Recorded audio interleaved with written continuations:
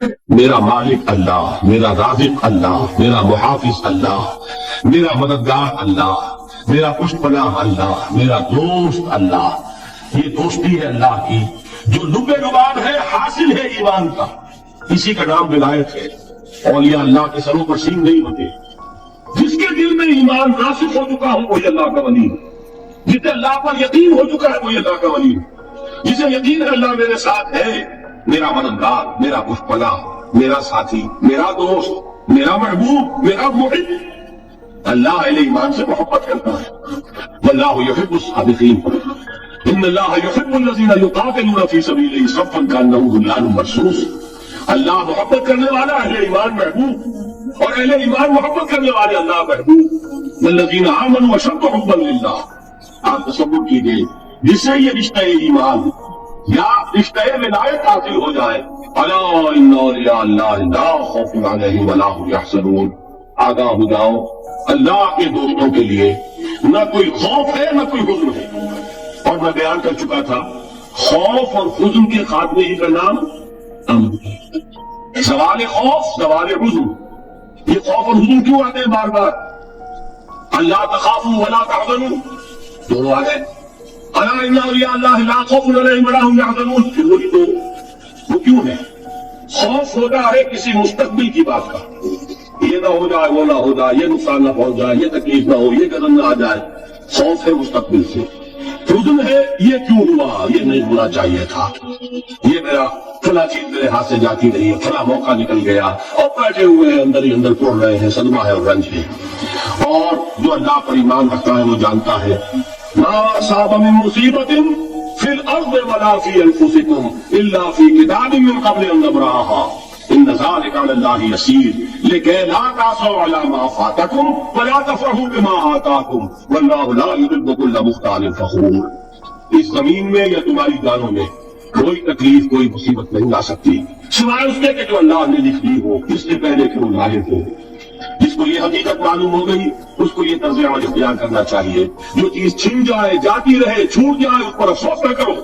کس نے چھینی؟ دوست نے. دوست کے فیصلے پر شکایت. دوستی کو بٹا لگا رہے ہو. سر تسلیم سب نے جو مزاج یار میں آئے. اگر دوستی ہے تو پھر تو تمہیں گردن جھکانی چاہیے کہ ہر کے ساتھ یہ ہمارے عین الطاف، جو بھی میرا ساتھی میرے پیانے میں ڈال دے اس کا کرم. جو اس کی طرف سے آئے اس پر کوئی رنج نہیں، کوئی صدمہ نہیں، کوئی غم نہیں، کوئی شکایت نہیں، کوئی شکوہ نہیں.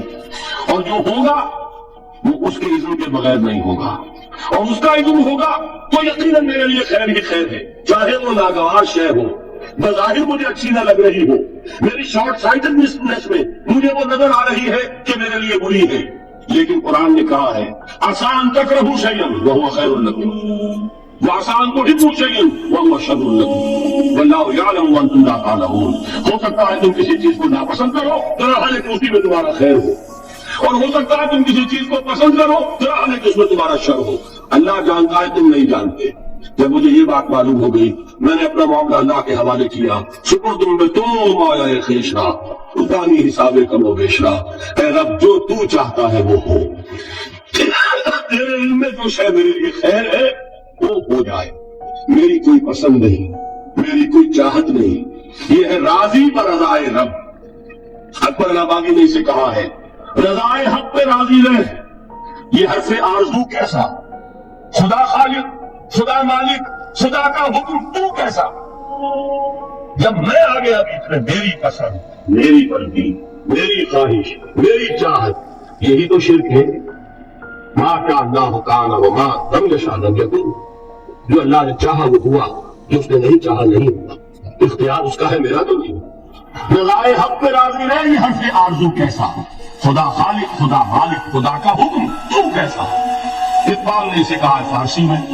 اب آپ کہیں اس کا ترجمہ بھی کرو تو وہ مجھے ذرا اس وقت کچھ بہت ہی بدذوقی کسی بات نظر آئے گی. جائیے پوچھئے کسی سے جسے فارسی آتی ہو. برو کشید ز پیچا کے ہست بود مرا کیوں کہا کہ مقام رضا کشود مرا. مجھے تو تمام پیچ و خم سے نکال دیا اس مقام رضا نے. میں راضی برضائے رب ہوں. جو فیصلہ اس کا میں اس پر راضی. تو کہاں کا حزن اور کس کا خوف؟ یہی زبان حزن اور زبان خوف، یہی ہے امن. یہ نتیجہ ہے ایمان کا. تو جان لیجئے یہ ہے لب لباب، یہ ہے حاصل ایمان کا، یہ ہے تو ایمان ہے، یہ نہیں ہے